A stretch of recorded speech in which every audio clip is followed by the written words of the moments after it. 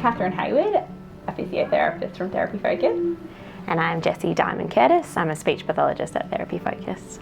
So Jessie and I work together seeing lots of different children in the early intervention program. Mitchell's a bit of a ratbag. He's very curious. He's nearly 4 years of age. Mitchell has prader-willi syndrome. He had difficulty feeding. He needed a lot of help achieving his gross motor milestones. Very resilient. If he takes a knock, he gets up and keeps going. He loves people. We have been very lucky to work with him since he was about 3 months old, right from the beginning. So quite often when I go on a visit to see Mitchell, I'm not only doing gross motor skills, but I'm also incorporating keyword sign and using the ALS boards in our sessions, so he gets the best of both worlds.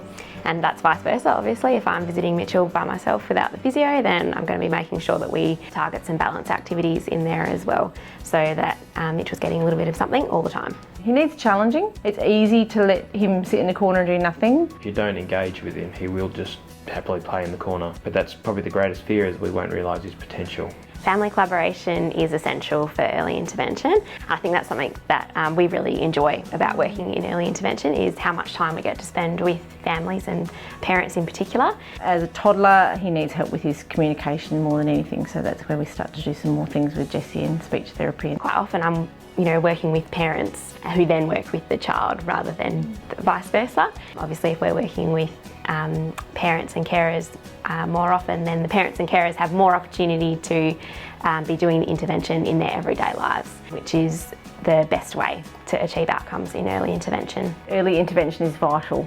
Everything you do compounds as they get older. So the later you start, the harder it is to improve. Mitchell's goals are around improving his communication, and in particular using sign, symbols and verbal words to communicate. In the beginning it was really about getting that turn-taking interaction between Mitchell and his parents, and really getting him to try and vocalise more, and he really got there, which was fantastic.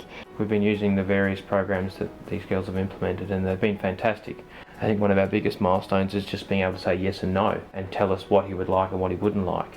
And in so much that, more than you could possibly imagine, takes a lot of frustration for him out of each day, because he can tell you, no, I don't want that, or yes, I do. As those things have developed, his personalities come out. I mean, he when he was newborn, it was really difficult to bond with him. He gave you no feedback whatsoever that what you were doing was sinking in. The first time he ever signed we were overjoyed. The first time he walked, I get teary thinking about it. It was really emotional. Yeah, I mean, your first child, everything they do is absolutely astonishing. But when you have a special needs child, it's like doing it all over again. The first time he picked up a book and flicked through it, the first time he looks at you and understands and recognises who you are, yeah, the first time they can sort of display that they actually love you, blows you away.